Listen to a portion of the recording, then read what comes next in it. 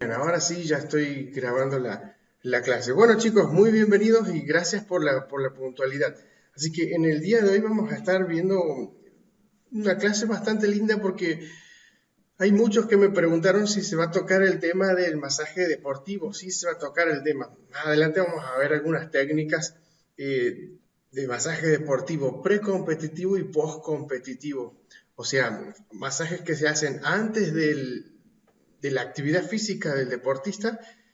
Justamente son masajes estimulantes, rápidos, que aumentan la frecuencia cardíaca y lo que hacen es activar el músculo para que esté preparado para la actividad y justamente el objetivo es evitar lesiones.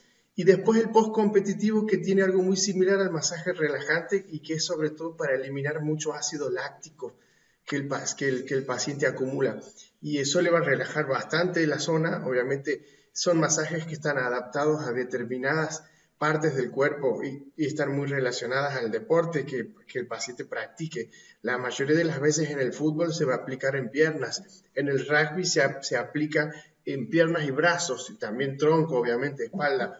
En el tenis prácticamente en miembros superiores, lo mismo que para el golf. Bueno, el golf no tanto porque no tienen mucha actividad, más que nada caminan un poco hasta no es tanto.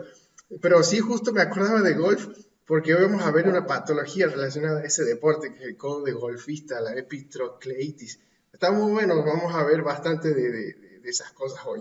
Así que para que vean que la masoterapia también está en ese ámbito dentro de lo que es la deportología, que está muy avanzado. Incluso a algunos alumnos les ha gustado tanto esa parte.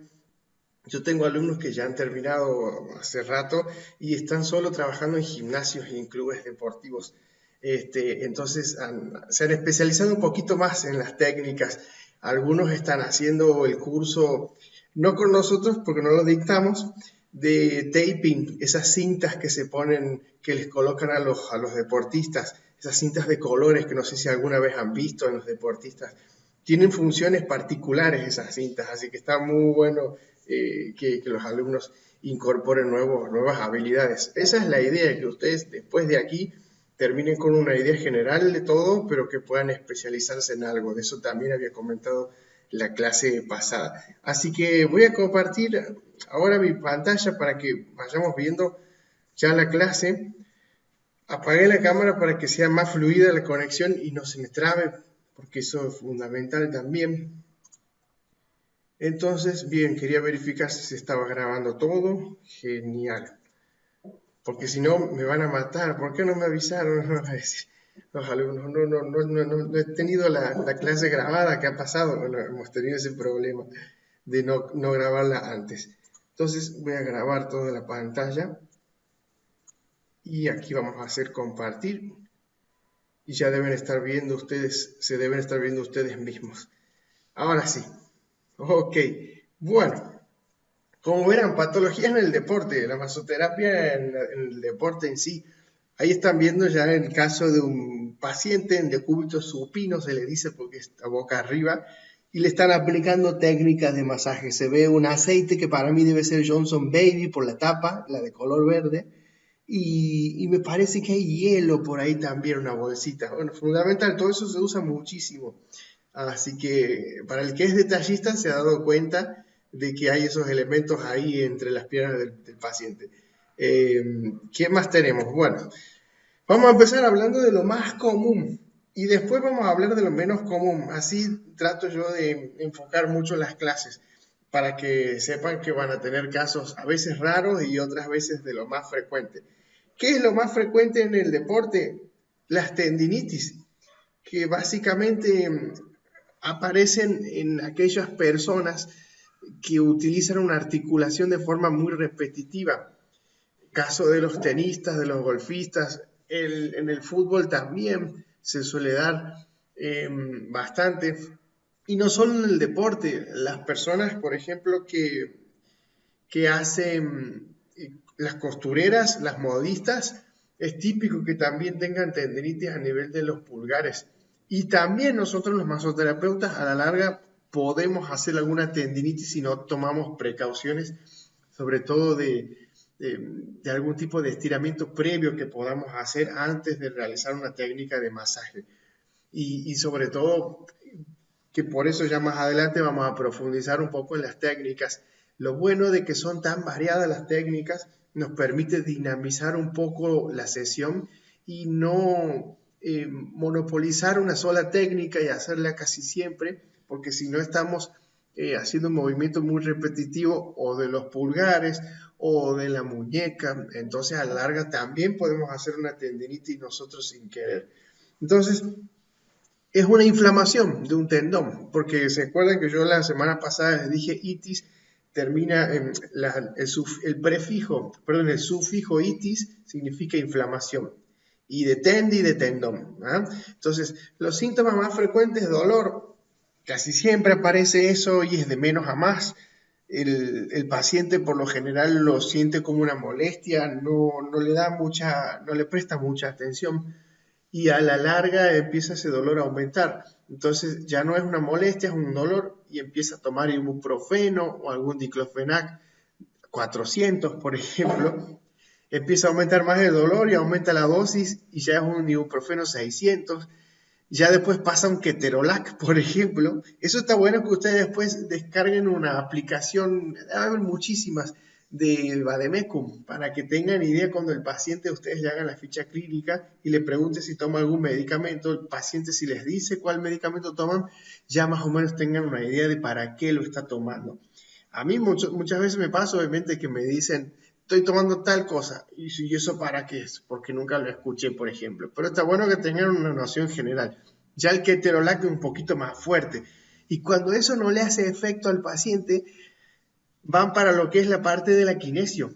Y así kinesiología, fisioterapia, 10 sesiones, 20, les calma un poco, mejora, pero después vuelve, porque sigue el paciente haciendo movimientos repetitivos de una articulación. Muchas veces es porque no lo puede dejar, capaz que su trabajo tiene que... Yo tenía un paciente en una época, me acuerdo que era profe de pádel, enseñaba pádel y tenía dolor en el codo. Entonces yo le dije, la mejor forma que tienes de que este dolor se elimine y no tengas que ir a cirugía es haciendo un reposo por lo menos de 2 o 3 meses. Y me dice, imposible, porque este es mi trabajo, yo enseño, soy profe, si yo hago una pausa no me ingresa dinero. Y bueno, en estos casos sí hay que tratar de adaptarse, pero no se podía mucho. Entonces, el reposo es el mejor ejemplo para que el paciente pueda disminuir el dolor. Claro, la kinesio no funciona después, los masajes muchas veces son paliativos también y el paciente termina en el quirófano, no hay otra, es en el peor de los casos. Impotencia funcional también se da, que significa que no puede realizar una función, por ejemplo, flexionar el codo o hacer fuerza, porque también va a tener debilidad muscular. Hay aumento de temperatura, sí, 2 o 3 grados más, nada más, no tanto. Así que en el deporte en general, por lo menos para lo que es tenis y golf, se ubican en el codo. Ahí vemos en la zona de la muñeca, que también se sabe dar en el tenis, no tan frecuentemente, pero el paciente ahí se está tocando la zona de la muñeca, ese color rojo a veces se da, pero ya es en casos demasiado avanzados. Vamos a ver si alguien recién ingresa un alumno, así que por eso vamos a ver si lo... Ahí está.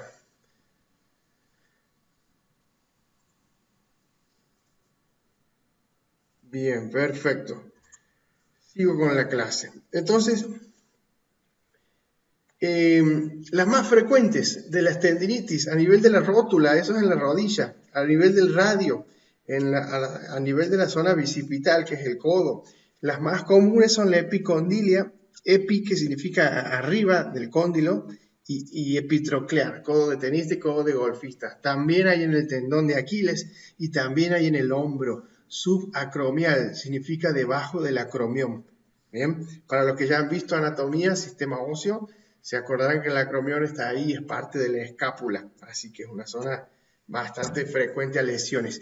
Ahí tenemos codo de tenista, no solo al paciente se le produce una bursitis, si ustedes se fijan, tiene como hinchadito ahí el codo y capaz que se junta líquido sinovial. A veces cuando se hace mucho líquido, directamente se va al médico, se le hace una punción y se saca líquido de ahí para disminuir la inflamación también. Pero claro, es típico que el paciente le genere dolor cuando realiza los movimientos de la muñeca porque está relacionado todos los músculos de esa zona, de los epicóndilos.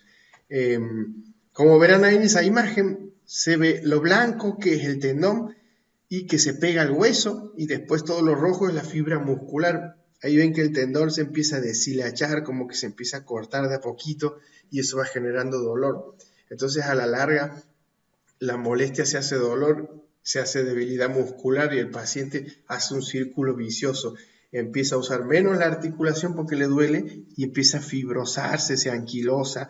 Hay un cuadro importante, digamos que es un círculo vicioso difícil de frenarlo si no es que el paciente hace reposo de alguna forma, tiene que hacerlo. Entonces, como vemos, ahí tenemos el codo del paciente y la del golfista es en la parte interna, en la parte de adentro del codo, ¿bien? No en la parte externa, sino en la parte interna.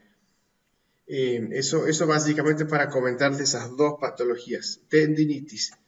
Algunas son agudas, otras crónicas. Las crónicas ya básicamente están hace 3, 4 meses seguramente o más.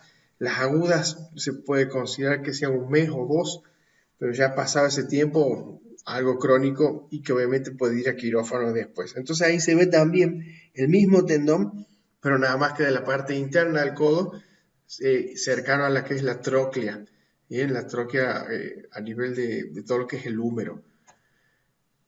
Otra itis, patologías también en el deporte, yo había mencionado recién la bursitis, que en este caso es inflamación pero de la bolsa serosa.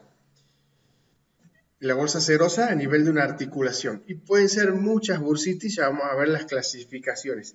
Claro que provoca dolor, hay aumento de temperatura, sí se puede infectar si no se trata a tiempo y si encima el paciente se golpea la zona o se raspa y genera molestias en las ABD. Nosotros en salud vamos a abreviar mucho. ABD, que significa actividades de la vida diaria, ¿sí? Así que hay mucho para abreviar en salud. RX, que significa radiografía, DX, diagnóstico, CX, cirugía, FX, fractura. En salud somos un poquito vagos para escribir, así que preferimos abreviar todo. ABD, actividades de la vida diaria. Entonces, hay una clasificación de las bursitis que se dan mucho también en el deporte, en el fútbol, en el deporte de contacto como el rugby también, en el básquet. La rotuliana, que es a nivel de la rótula, cercana a la rodilla. La olecraniana, esa es justo en el codo. Acromial, que es en el hombro. Y la trocanteria, que es en la cadera, por trocánter mayor, que viene siendo lo que es el fémur, ¿sí? Así que ahí vemos un ejemplo de una bursitis en la rótula. Como se ve, el fémur está arriba, el hueso, la tibia está abajo, el peroné también se ve un poquito ahí. Lo rojo es la bursitis prepatelar, que significa que está, sí, podría decirse por delante de la rótula. Después hay una bursitis infrapatelar, que es porque está debajo de la patela se le dice la rótula también. En muchos autores, lo que es los libros de medicina, sobre todo españoles, ediciones españolas, le dicen patela a la rótula. Bueno, después vemos ahí meniscos, cápsula, pero ahí vemos siempre vamos a tener bolsitas serosas en las articulaciones que permiten movimientos más fluidos, más acolchonados, por así decirlo, y que lubrican la zona también. Y claro, cuando hay algún golpe, se pueden inflamar, aumentan de tamaño. Eso básicamente. Ahí tenemos una en el codo. Fíjense cómo se ve de color rojo, incluso un poquito medio colorado. Capaz que tiene un poquito de temperatura, está un poquito calentita la zona. Es blandita la bursitis. Si ustedes la tocan, es como si fuese que llenan con agua un guante de látex. Básicamente es así. Esa es la consistencia, blandita. Da como impresión, pero si se hace muy grande y le molesta al paciente, se hace punción con una jeringa, se saca líquido y se reduce el tamaño. Ese es el objetivo, básicamente. Masoterapia sí se sabe hacer siempre y cuando no le genere dolor al paciente y no se hace en la zona, sino que la masoterapia se hace a nivel muscular, tanto en músculos del antebrazo como del brazo, pero es solamente para calmar un poquito el dolor a nivel periférico, pero no específicamente en la zona de lesión. Bueno, ahí vemos la subacromial, como había mencionado yo en el ejemplo. Eh, Ahí está la bolsita sinovial también en el hombro. Eso le va a generar dolor al paciente si levanta el brazo hacia arriba. Así que es una bursitis que rápidamente uno se puede dar cuenta, a veces con pedirle que levante el brazo el paciente. Las zonas de masaje en esa zona, por lo general, son a nivel del trapecio, cercano al cuello, todo lo que es el hombro, el músculo deltoides, la parte posterior y anterior también, músculo pectoral y todo lo que es músculos escapulares. Así que hay mucho para trabajar también en esos casos. ¿Qué otra más tenemos, chicos? Esguinces de tobillo. Bueno, nosotros le decimos esguince en medicina, pero probablemente lo hayan escuchado, por lo menos en Argentina le decimos vulgarmente torcedura, una torcedura. Es típico escuchar eso en los pacientes, así que ustedes se tienen que ir adaptando a la jerga que usa la gente. Nosotros obviamente vamos a empezar a hablar con propiedad, vamos a decir esguince, ¿bien? Algunos dicen dobladura, también he escuchado en provincias como en La Rioja, por ejemplo, dobladura. Bueno, torcedura, esguince, es una distensión, o sea que se estira un ligamento, sobre todo en el tobillo es el más común, es el ligamento peroneo calcáneo. Ahí ya vamos a ver cuál es ese ligamento en una foto. ¿Hay dolor? Sí. Y también obviamente genera fiebre local en la zona. Hay un edema periarticular, peri significa periférico, alrededor de la articulación, y el edema es la retención de líquido. Y limita los movimientos del tobillo, ¿sí? Fíjense, ahí pacientes está tocando el tobillo, por lo general es del lado externo del tobillo, porque es típico que se doble el tobillo, se distienda más para ese lado. Es típico también en las mujeres que usan taco alto o una persona que se baja del colectivo y pisa mal. Es muy común el esguince, no solo en el deporte, sino en la vida diaria, digamos. Ese es el mecanismo de lesión más común, hacia afuera, en la típica. Y los ligamentos los vamos a ver más en detalle en esta imagen. Ven, ahí tienen el ligamento peroneo calcáneo, que va del peroné al hueso calcáneo. Para los que ya han visto anatomía, les va a resultar familiar esos nombres. Para que los que todavía no han visto nada, calcáneo se llama el hueso del talón, ¿sí? Y tenemos 3 grados de esguince.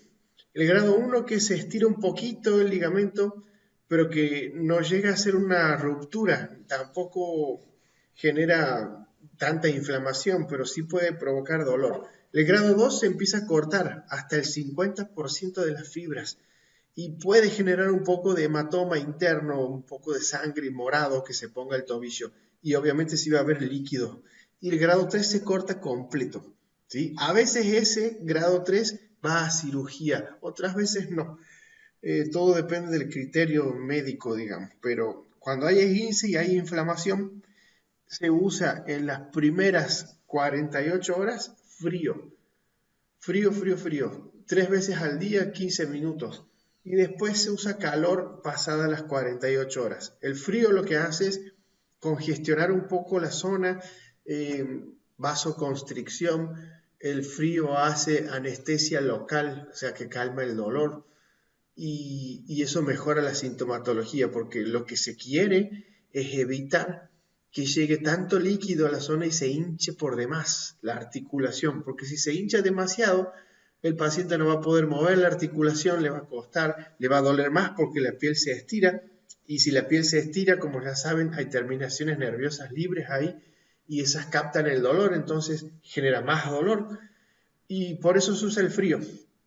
Pero después ya el frío no sirve, es necesario empezar a mover un poco ahí todo lo que tiene que ver con las células que van de alguna forma eliminando restos celulares que ya no sirven, por ejemplo los macrófagos, ese tipo de glóbulos blancos. Para eso ya hace falta vasodilatar y por eso usamos el calor, pero tiene que hacerse 48 horas después, porque si se hace al principio el calor aumenta más el líquido y se hincha más la zona, ¿sí? Por otro lado, si ya hay temperatura, aumenta más todavía. Así que frío en las primeras 48 horas, calor después. Esa es la regla. Por eso es que también en las primeras 48 horas se trata de evitar que se hinche tanto y se le coloca algún tipo de férula o algo en particular, o vendas, bien, vendaje y frío para evitar que se siga propagando el edema. Ese es el objetivo. ¿Ven esa imagen? Ahí estamos viendo un esguince que no sabemos a priori si es de grado 1, grado 2 o grado 3. Probablemente grado 3 no sea, porque no hay sangre interna, no se ve morada la zona, no se ve morado, moretones como se le dice. Pero puede que sea un grado 1 o 2. Entonces se aplica frío en las primeras 48 horas o en los primeros 2 días y después calor. Se le puede poner vendaje también ahí y el paciente por lo general también sabe dormir con las vendas puestas. Ese ya puede ser un grado 3, tal vez ya se ha disminuido el edema, pero siempre que ustedes vean algo así, tengan en cuenta que el moretón es lo último que se va en un esguince. Así que demora, no lo apuren. Se tiene que reabsorber solo de a poquito por sangre y eso lo hace gracias al calor también. Por eso es que las primeras 48 horas frío, después de ese tiempo se usa calor. Eh, y hay que esperar, hay que ser paciente. No hay otra en cuanto a los moretones. Es lo último que se va. Primero se va el edema, después el dolor y después el hematoma. ¿Qué otra cosa tenemos en el deporte en general que se está viendo mucho? Y es en el fútbol, es la ruptura del ligamento cruzado. En una época antes, y me animo a decir hace 15 años por lo menos, cuando un futbolista se cortaba los ligamentos cruzados, era la muerte porque se perdía todo el campeonato. A veces se demoraban entre 6 y 8 meses para rehabilitar a ese paciente y que vuelva de vuelta a las canchas. Hoy en día en tan solo 2 meses ya están de vuelta, porque les hacen un... Es impresionante cómo ha avanzado la medicina en el deporte. Hay un cóctel importante de tecnología que le aplican a esa rodilla, células madre, de todo hay. Entonces se recuperan súper rápido. Ni hablar a nivel de primera, cuando estamos hablando de en Argentina Boca River, en Chile Colo Colo, en Europa con el Real Madrid, ni hablar de esos jugadores top como Cristiano Ronaldo, Messi, que tienen esas lesiones y le hacen por ya hasta tecnología extraterrestre traen, porque es impresionante cómo los ponen en la cancha tan rápido. Es impresionante la llegada que tiene la tecnología en medicina a ese nivel. Así que hay tanto, impresionante. Entonces, la ruptura del ligamento cruzado, sobre todo el anterior, ahí estamos viendo dos ligamentos que cruzan la rodilla de arriba para abajo. El anterior es el que más frecuentemente se ve lesionado. Y creo que la verdad, cuando se rompe ese ligamento, a veces hasta inclusive la misma cirugía que restablece el ligamento queda mucho mejor que el ligamento en sí natural, antes como estaba, porque es un ligamento muy vulnerable, muy vulnerable a las lesiones y a los cortes. Entonces, vemos también en la rodilla los ligamentos laterales que también tienen esguinces, se estiran y se hinchan y generan dolor. Bien, aquí estamos viendo una ruptura del ligamento cruzado anterior. Ese ya es más del 50% de las fibras. Por lo general en esos casos ya se opera porque prácticamente si no se hace nada y se fortalece la musculatura, a la larga se va a terminar rompiendo igual. Entonces se opera y queda muy bien. La verdad que queda súper bien. Ahí tenemos una artroscopía, así que directamente ya lo que se hace es algo súper robótico prácticamente para, para mejorar esta sintomatología y sobre todo la ruptura. Es muy impresionante. Ya, yo creo que para la próxima clase les voy a tener un video muy bueno sobre una artroscopía para que vean qué rápido que lo hacen y cómo avanza la tecnología en esos casos. ¿Qué más tenemos? Bueno, los desgarros musculares. A ver, vamos a ver cómo está el chat porque quería ver si me han hecho alguna consulta o algo en particular. A ver el chat. ¿Alguien tiene alguna consulta para hacer respecto a lo que vengo hablando? Bien, por ahora nadie aquí en el chat. Cualquier cosa me van frenando. Y sí, no se preocupen que sí se está grabando la clase. Así que si tienen algo para hacer o los que han faltado en el día de hoy, no hay problema, queda grabada. Bien. Ok, sigo compartiendo ahí. Perfecto. Bueno, desgarros musculares. Esto va a ser el pan de todos los días para el que va a trabajar en el área del deporte y va a estar en gimnasios o clubes deportivos haciendo masoterapia pre y post competitiva, porque es muy común el desgarro. Es una ruptura de la fibra muscular, solución de continuidad, le decimos en medicina, eh, y genera una fibrosis cicatrizal, que eso es más o menos como cuando se fractura un hueso y después se forma el callo óseo. Bueno, en el músculo pasa algo parecido. No se forma callo óseo, pero sí se forma un callo cicatrizal, como que las fibras vuelven a unirse, pero no de forma tan prolija. Queda todo muy parejo, desprolijo, y eso se siente cuando uno trabaja la fibra muscular que ya tiene una fibrosis, se siente como una pelotita o una bolita debajo de la piel. Y esa hay que trabajarla con técnicas de masaje. Se hacen con fuerza, a veces puede dolerle al paciente, pero igual hay que tratar como de planchar, entre comillas, esa fibra que se ha formado nueva, medio improlija. Entonces, de síntomas y signos, si hay dolor, hay hematoma porque hay moretones internos, o sea, sangre interna.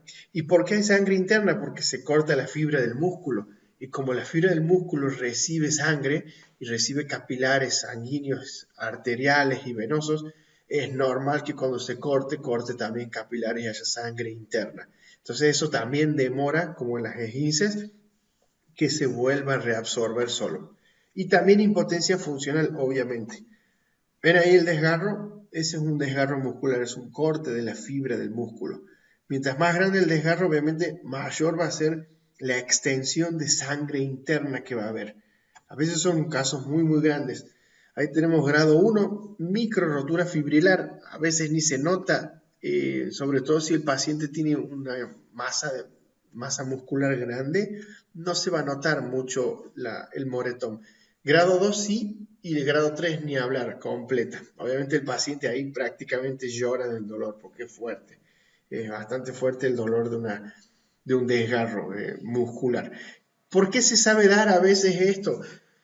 Porque por lo general lo puede tener el paciente un preparador físico que los exige mucho y esa fibra muscular tiende a fatigarse, o puede que el ejercicio físico previo que tengan que realizar para precalentar sea muy pobre o directamente no hagan estiramientos antes de salir a correr o hacer la actividad física. También puede ser por, porque el paciente tenga algún inconveniente previo a una fibra muscular que esté debilitada. Un desgarro también se puede dar por un golpe. Bien, a veces eso también se da en el deporte de contacto, un golpe bien fuerte. Y esto es lo que estaba comentando, ¿no? El sedentarismo también, esos pacientes que no salen a correr nunca y de repente se les da por querer empezar la, con la actividad física porque llega el verano y en el primer día quieren hacer 10 kilómetros con una velocidad X y claro, no hacen un precalentamiento. O en el gimnasio también pasa lo mismo, levantando mucho peso. Así que mala circulación local, sobreesfuerzo, muchas causas son. Ahí vemos una imagen, ese es el moretón que yo les decía, ese es el hematoma. Es un hematoma grande en la zona interna del muslo, ¿sí? O sea, ha tenido un desgarro importante ese paciente. Y muchas veces se lo sabe trabajar con esto, con la criocinesis. La criocinesis, que cinesis significa movimiento y crio significa frío. Así que es movimiento que se aplica con un determinado agente físico que genera frío para que en la zona obviamente hagamos vasoconstricción y de alguna manera anestesiemos la zona, genere menos dolor y mejoremos un poco todo lo referente a los síntomas que hemos visto recién. Esto se usa por lo general también en las primeras 48 horas. Le mejora mucho los síntomas al paciente. Eh, pero ya después se empieza a utilizar calor pasadas las 48 horas o 72 horas también. Todo dependiendo del tamaño. de la hemorragia interna. Criocinesis. ¿Qué otro tipo de lesiones tenemos en el deporte? Y muy frecuentes también, sobre todo en el rugby, a nivel de clavícula. Pero bueno, en este caso las fracturas. Ahí estamos viendo una imagen. Después escríbanme en el chat quién se anima a decir qué hueso es ese. ¿Sí? Ahí en el chat quiero ver quién es el primero que se anima a escribir cómo se llama ese hueso que estamos viendo. Entonces vemos un tipo de fractura oblicua, ¿bien? La conminuta, que es una fractura que deja fragmentos. La fractura en espiral, que sobre todo se da en personas que tienen un salto importante y caen de arriba para abajo. Por ejemplo, en el básquet se da eso. Y la fractura compuesta. Esa fractura compuesta a veces puede ser abierta o cerrada. Si es cerrada, no ha comprometido tejido tegumentario, o sea, la piel. Y si es abierta, sí. Significa que ha roto la piel y es una fractura expuesta. Recién escucho un ruidito del chat. A ver, voy a verificar. Seguro alguien ya se animó a colocar la palabra. A ver, vamos a ver qué se... A ver. No, todavía nadie. Fémur, bien, perfecto. ¿Quién fue primero? Gabo, Guido después y Karina. Bueno, ahí tenemos el podio. Perfecto, fémur, ese es el fémur. Bien, chicos, de 10. Ese es el famoso fémur. Terrible hueso, bastante grande. Ok, sigamos bien, bien, están atentos. Así que ahí tenemos tipos de fracturas. Miren eso. Esa fractura. A ver, ahí después también voy a preguntar, ¿quién se anima a decir qué huesos creen ustedes que se han fracturado ahí? Y a priori no se ve porque lo tapa la media, puede o no que sea expuesta, ¿sí?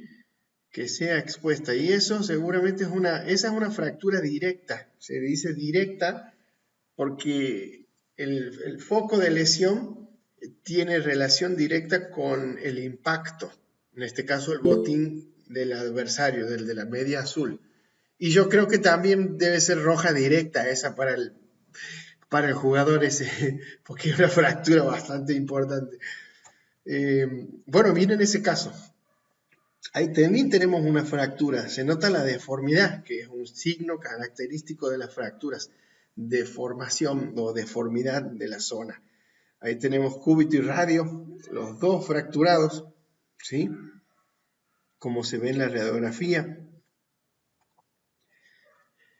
¿Qué más tenemos? Bueno, estas también son muy comunes y se ven mucho en los atletas que hacen, que son los velocistas, los que corren a velocidad súper astronómica. Usain Bolt, ya se me viene a la mente este deportista que es el más rápido del mundo. Pero se da mucho la fascitis plantar en los que hacen atletismo también. Entonces, es una inflamación de la fascia plantar. Ya vamos a ver en las fotos dónde queda la fascia plantar. Y se confunde muchas veces con el espolón calcáneo. Ya también vamos a ver eso en breve, qué significa espolón. Hay dolor al caminar y se da en la fase de despegue de cuando el paciente camina. Y justamente al presionar la planta del pie genera dolor agudo. Esa es la fascia plantar, eso de color blanco. Eso que está en color rojo sobre todo se da bien cercano al calcáneo. Entonces el paciente cuando pisa no le duele, pero sí cuando empieza a hacer el estiramiento del pie para comenzar la fase de despegue y le genera dolor, a diferencia del espolón calcáneo que el paciente le duele cuando pisa y no cuando empieza a estirar un poco el pie para levantarlo y seguir caminando. Así que esa es una de las grandes diferencias que hay. Bueno, ahí vemos varias estructuras que seguramente para los que ya han visto anatomía se les serán familiares: el tendón de Aquiles, el calcáneo, el fémur, la tibia, el peroné. Ya con 206 huesos en la cabeza es como que a la larga me confundo. Bien. Y las luxaciones de hombro, hemos pasado de abajo para arriba. Desde el tobillo ahora pasamos al hombro. ¿Qué es una luxación? Algunos en general, vulgarmente le dicen, bueno, no luxación, dislocación. Dislocación, esa es la palabra que no me estaba saliendo. Algunos le dicen dislocación. pero nosotros, término médico, le vamos a decir luxación. Es la falta de congruencia o pérdida, mejor dicho, de congruencia articular. Pérdida de contacto también se le puede decir, de superficies articulares. Se separan, básicamente. Y en este caso, en el hombro, afecta la cabeza del húmero y las glenoides de la escápula. Claro, hay deformación y se nota bastante, y obviamente dolor e impotencia funcional también. Y sí se puede romper la cápsula articular. Ahí vamos a ver unas imágenes. Tenemos varios tipos. Una que se va hacia abajo y hacia adelante se llama anterior, otra que se va hacia atrás y posterior, la superior, la inferior, o sea, se va para todas las direcciones. Pero lo más común es que se vaya hacia adelante, anterior. Esto se da mucho en el rugby, cuando hacen los tackles, por ejemplo. Se da con frecuencia eso. Entonces se sale el hombro. Hay personas que ya con frecuencia se les sale el hombro, la luxación, y se lo colocan solos, ellos mismos. Es porque ya es una cápsula que está un poco debilitada y con cualquier golpe se sale el hombro. Eso yo lo he visto en varios casos también. Miren este caso de este paciente. ¿Ven el lado derecho? Ahí tiene el hombro luxado. Claro, le genera dolor, obviamente hay deformidad y potencia funcional. O sea que si quiere levantar el brazo hacia arriba, no va a poder hacerlo por el dolor mismo, ¿sí? Propio del dolor. Hay unas técnicas para colocar el hombro de nuevo ahí. Más adelante las vamos a ver. Hay unos videos re buenos de colocación de hombro. Para los que son muy impresionables, mejor no los vean. Pero no es tan fuertes los videos para ver colocación de luxación de hombro. Bueno, en general hemos estado viendo bastante de todo lo que es patologías del deporte. Luxaciones, fracturas, esguinces. Ahí voy a volver a colocar la cámara también de vuelta. Ahí voy a dejar de presentar ahí. Es muy variado, pero para el que se quiera dedicar a lo que es la deportología y la masoterapia en ese ámbito, hay mucho por ver, muchas patologías, hay mucho por trabajar, súper interesante porque son técnicas de masaje precompetitivo, postcompetitivo. Es un trabajo bastante lindo. Para los clubes deportivos, también yo he estado en clubes deportivos trabajando en Chile. En Chile sí he estado en un club que se llama O'Higgins. En una época estaba Berizzo como técnico. Estaba bueno trabajar ahí, re interesante. Sí se ve mucho, se trabaja bastante. Te quedan los hombros así grandes de tanto trabajo que se realiza. Así que está muy bueno. El deporte está lindo. Es un ámbito para el que le interesa o ya estaba ahí para que siga en ese sector. Súper bueno. Y bueno, después en general, obviamente después para la próxima clase vamos a estar ya un poco entrando en detalle en muchas patologías de espalda, las escoliosis. La próxima clase yo voy a explicar qué tipos de técnicas se pueden aplicar en pacientes con escoliosis y qué conviene hacer en los pacientes con ese tipo de lesiones.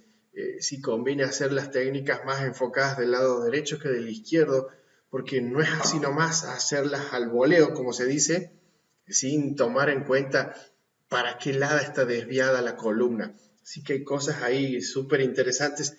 Trucos, le digo yo, algunos trucos, tips que van a tener en cuenta para que después ustedes vean que esos pacientes con escoliosis mejoran mucho la sintomatología, se reduce mucho el dolor y el paciente lo va a notar, porque no todos los masoterapeutas van a tener esa info que yo voy a pasar en la próxima. Voy a explicar bien cómo se da la escoliosis, cómo se forma, por qué algunos músculos están tensos y otros no, si tienen que ver o no con la curvatura, en dónde nos enfocamos para hacer las técnicas. Va a estar buena la otra clase también. La de hoy ha sido esta por hoy de masoterapia en el deporte, así que como verán son todas clases en estos horarios que vamos a tener. La del sábado próximo no va a ser el sábado que viene, sino en la otra, y ahí vamos a tener hernias de disco, escoliosis, síndrome de pinzamiento vertebral, vamos a ver síndrome facetario, bueno, muchas lesiones a nivel de la espalda, las miositis también, la fibromialgia, cuestiones que tienen que ver con el estrés, también relacionadas a distintos puntos a ese nivel. Un poco de reflexología también vamos a estar comentando y que va a estar bueno para que el que ya hace reflexología lo aplique en conjunto. Para los que ya tienen alguna técnica que sepan hacer, acupuntura, por ejemplo, es muy bueno que lo complementen siempre con masoterapia. Yo que hago quiropraxia y ajusto huesos, siempre lo complemento con la masoterapia. Primero hago un masaje previo al paciente para ablandar los músculos, entonces se me hace más fácil después ajustar esa vértebra, porque los músculos están más blanditos y más relajados y el paciente no me genera tanta reacción adversa y no pone tan duro el cuello, sino cuesta más. Y después les vuelvo a hacer masaje de nuevo para acomodar un poco la musculatura que se adapte a la nueva posición de la vértebra. O sea que como verán, la masoterapia es fundamental para complementarlo con todo lo que hacen, porque aplicamos sobre todo nuestras manos a los músculos y en ese caso nosotros estamos bien enfocados ahí.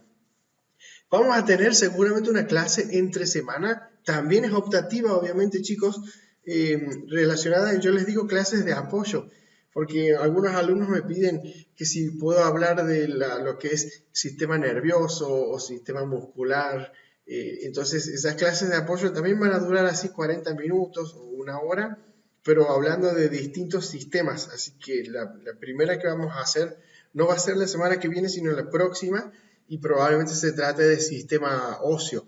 Así que para los que quieran anotarse, escriben por email y bueno, yo les mando el link porque vamos a tener esa clase de apoyo. Obviamente no hay que abonar nada ni pagar nada, o sea que eso está todo incluido dentro de todo lo que son las clases, inclusive esta también. Así que son clases de apoyo para el que le interese un poquito más de anatomía, el que le guste esa parte, está bueno.